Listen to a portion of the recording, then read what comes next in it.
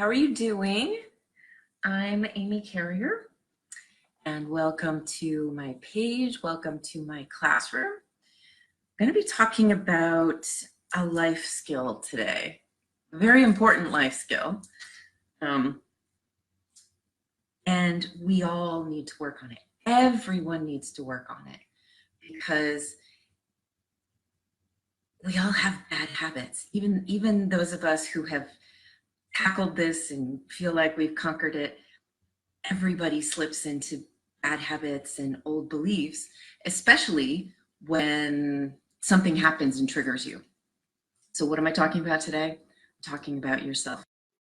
So hi everyone, thanks for joining me today. I am going to be reading a lot of notes to you. So I recommend that you take notes. This will be turned into a short video to summarize what I'm talking about. But before I get started, please hit the share button because I promise you, everyone needs to work on their self-talk, including you and your friends and your parents and your siblings and everybody you know, okay? So the thing about your self-talk, it creates everything in your life, which is amazing to think about it that way. Like that means you can be in the driver's seat of your life if you understand that this very simple part of who you are creates your entire reality. Okay? It's pretty simple. It's not a complex topic. It's not something that I'm going to be drawing out and talking about endlessly. It's something that you need to understand as a key to your happiness and a better life for yourself. So the thing about self-talk, your inner voice, it creates your consciousness, it creates your beliefs, it creates your mindset, it creates your reality, and it creates who you are. So who you are right now is literally the result of how you've been talking to yourself, what your inner voice is talking about constantly. And there are statistics that, the average human has like between 40,000 and 60,000 different thoughts in a day, meaning individual thoughts that come up. But most of them are just constantly repeated, broken records. And most of them, for the majority of people, are negative, self-destructive thoughts. I'm going to tell you a story to help you understand how, even when I was young, I was aware of this. And I didn't really have an understanding that this is something that you can work on. And my story, it's not even about me. I didn't become aware of my own inner talk. I think I was about 20, 21. And I remembered having this friend, this other young woman that I worked with. And we worked with children, and she was so good with the kids, so compassionate, so caring. But it was shocking to me how she talked about herself. Way before I understood any of this work that I've done. She talked so negatively about herself. She would literally say, "Oh, I'm such a bad person. I just suck. Everything bad happens to me. I don't deserve anything." Her father happened to have committed suicide, and she said, "I deserve that. I didn't deserve a father who didn't commit suicide." And I remember being really shocked by the way she talked about herself. And back then, I was still in the place where I felt I had to save her and help her. So I would spend a lot of time saying, "No, friend of mine, whose name I'm not mentioning, you don't suck. You're not a terrible person. You're not an awful person. You don't deserve the worst in life. You're a good person. Do you see how you connect with these children?" She couldn't get it. She couldn't get it because this was her self-talk. These were her deeply ingrained self-beliefs. This was her inner voice. And it was so destructive and so negative that I watched her life. I only knew her in my life for probably a couple of years because we worked together and then I moved on to other things. But her life got very, very hard. And her life, it really fell apart. And I just couldn't be around her anymore. I had to work with her. I had to be respectful to her and courteous to her, of course. But I was exhausted at 20, not even understanding all of this stuff, exhausted being around her because she required so much constant uplifting. And then I just realized it wasn't working, so I just need to spend less time with her. You can think about that, and you can think about if there's anyone in your life who talks this way, who is self-destructive, whose inner voice is so negative that it's causing problems in their life, okay? Now you know what I'm talking about when I talk about the inner voice. Sometimes the inner voice comes out, but the ratio between what is spoken from your inner voice to what is actually inside of you playing over and over and over and over, either through negative, destructive beliefs about yourself, about your future falling apart, never having anything good, making choices that are self-destructive, that put you in unsafe situations. All of that can be happening inside a person quietly. And just the tip of the iceberg comes out through the words they speak. So that's why this is called your self-talk, your inner voice. And that's why I'm focusing on this idea that there's self-talk, the talk that comes out, which is usually to an audience, to another human being, but the self-talk.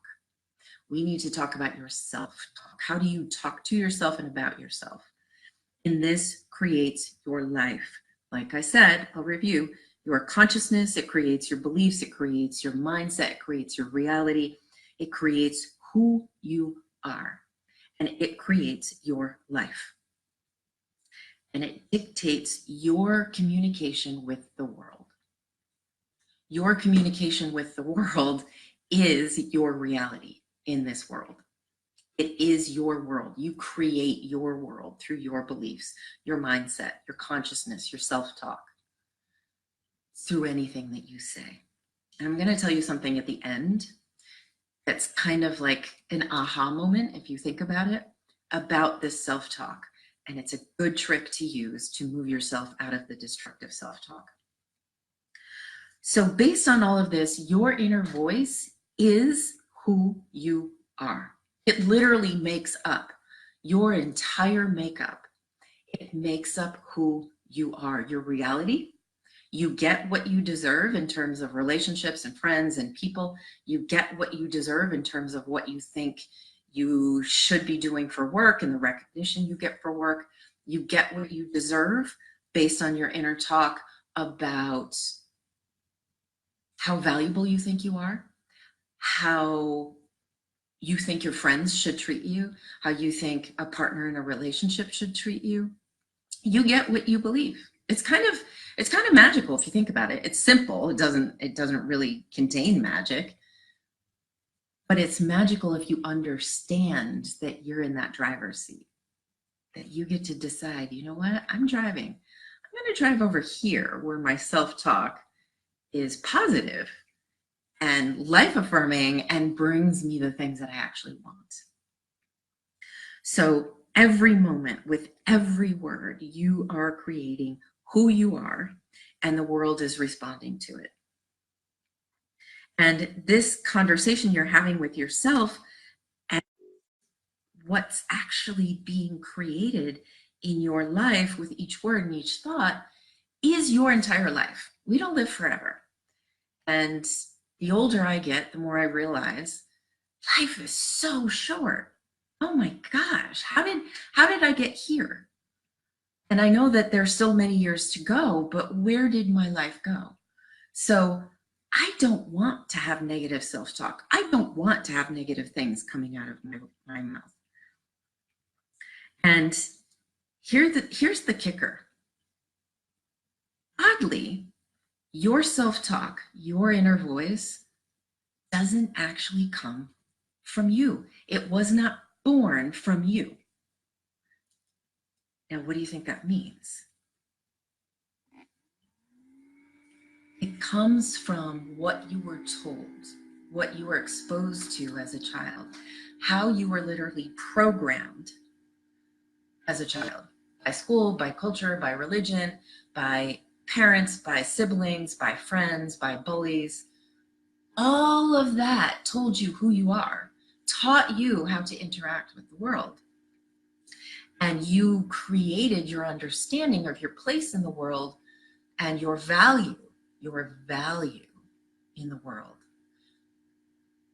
based on your interactions. And so many of us had very, very difficult childhoods and learned our value based on that.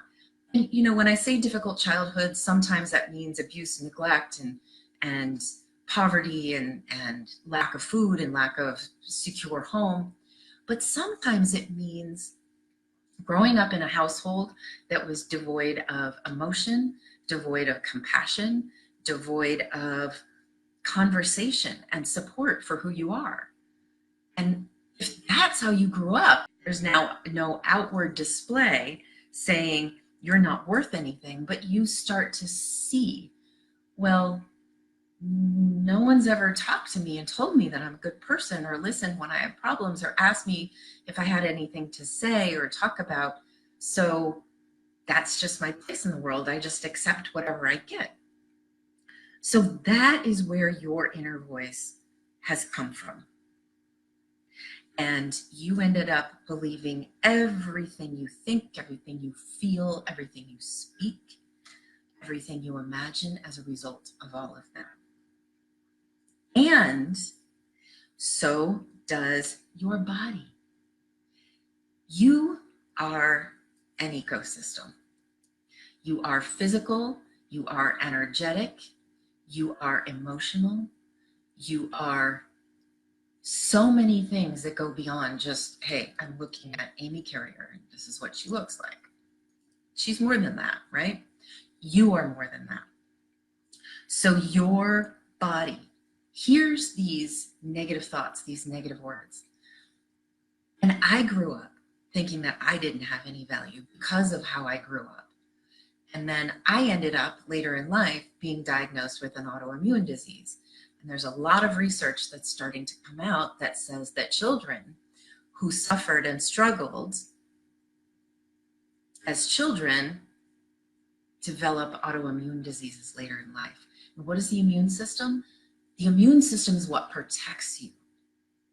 When you have an autoimmune disorder or disease, it means that thing inside your physical body that is designed to protect you is actually turning on you. So think about that. Self-talk that is inner talk as a child, when a child is neglected, abused, not loved, doesn't feel safe, they learn this is what I deserve. And if a child stays in that kind of environment for a very long time, what psychologists and doctors are seeing is that the immune system disorders develop in adulthood. And the immune system is just responding, hey, I'm not going to protect you. I'm going to attack you because that's how you feel about yourself. Now, that's a massive conversation of its own, because that's your body responding to your belief that you aren't worth anything based on the messages you got in childhood. So is it fair? Absolutely not. But what I'm telling you is you get to be in the driver's seat. You get to change this. So your body responds. Your mind responds. It creates more of the same thing that you think about, same inner voice. And at the same time, so does the universe. And what I mean by that is the people that you interact with, the things that come your way, all respond to your energy. We live in an energetic reality. That's been proven by science, by physics, by quantum physics. You can learn about it. It fascinates me to no end. It has my whole life. So the energy you put out is what you get back. Simple. How do you change? You have to change your mind to change your life. Really simple. If you write nothing else down, change your mind to change your life. There are books, I think, with that exact title. Change your mind, change your life. That's just it. I just stop talking now because that is the biggest point. You have to change your mindset, your thoughts, your beliefs, your inner self-talk. And there are 2 mentor teachers in my classroom who teach about neuro-linguistic programming, which you should look up and go back and watch their live lessons. They're free.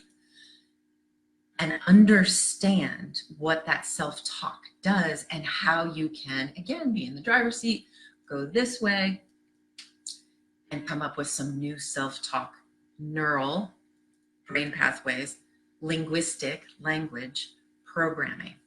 Insert a new program, get rid of the program that taught you to be self-destructive in your inner voice.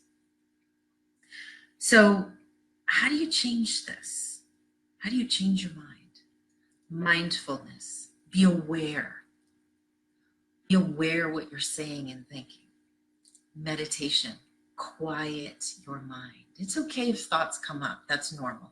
If you don't know about meditation, go learn about it.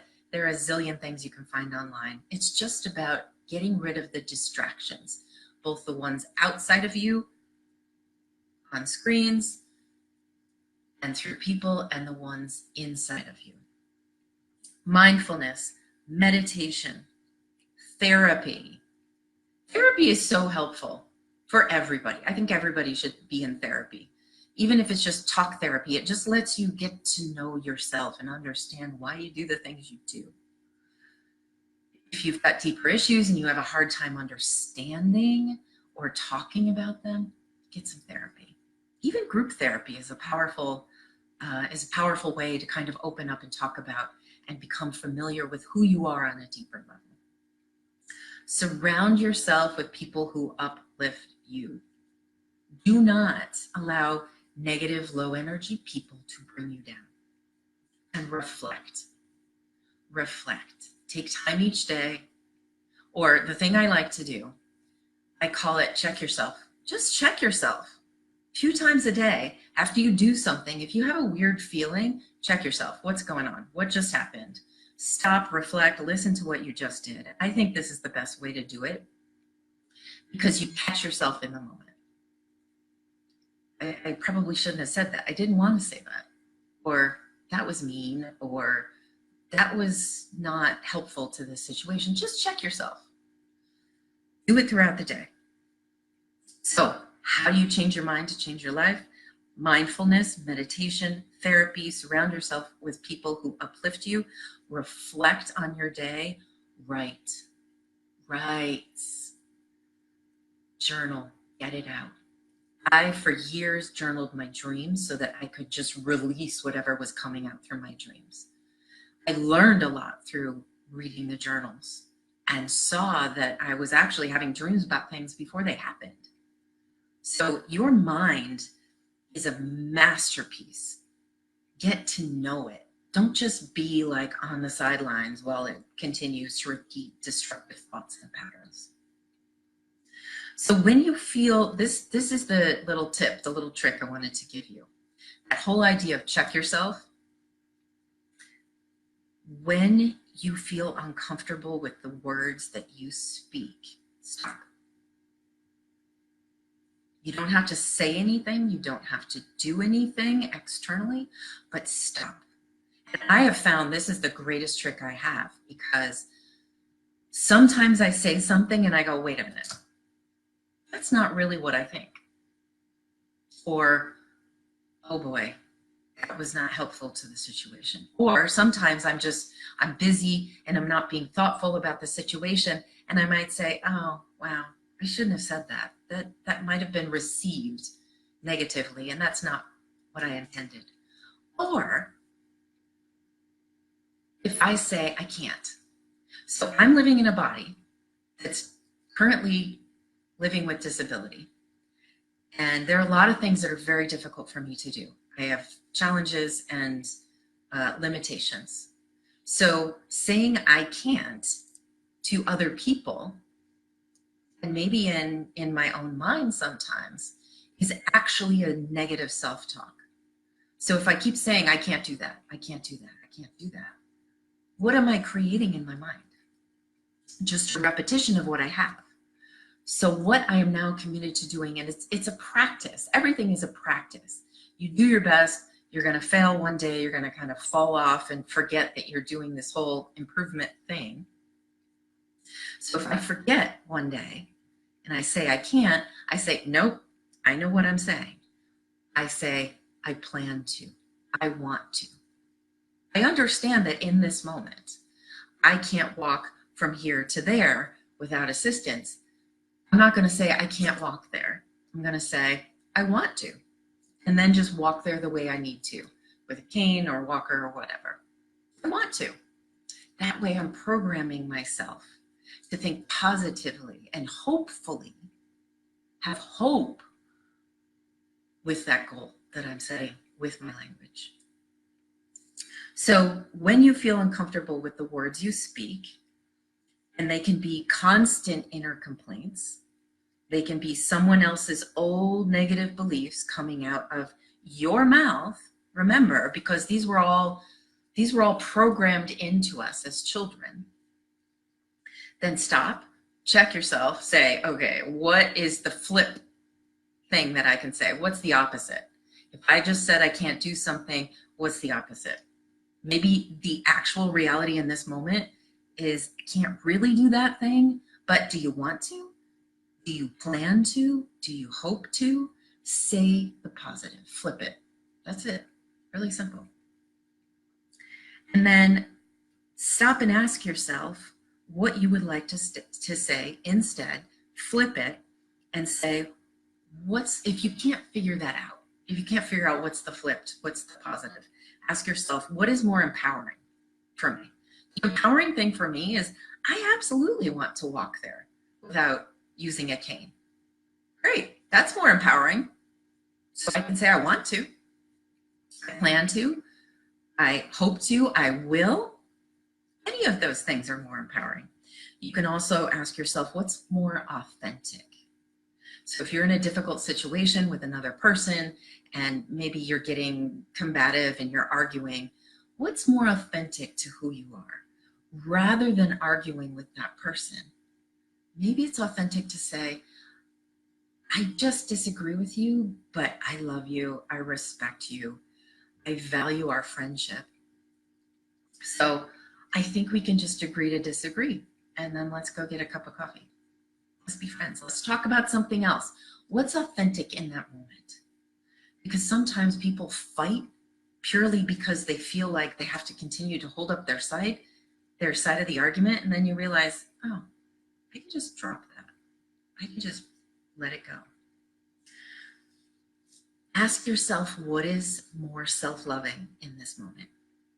That's a simple question. And ask yourself, what do you really want? That reprograms your inner talk. So here's the thing. You have to understand and remember, life only moves in one direction. Time moves rapidly in one direction.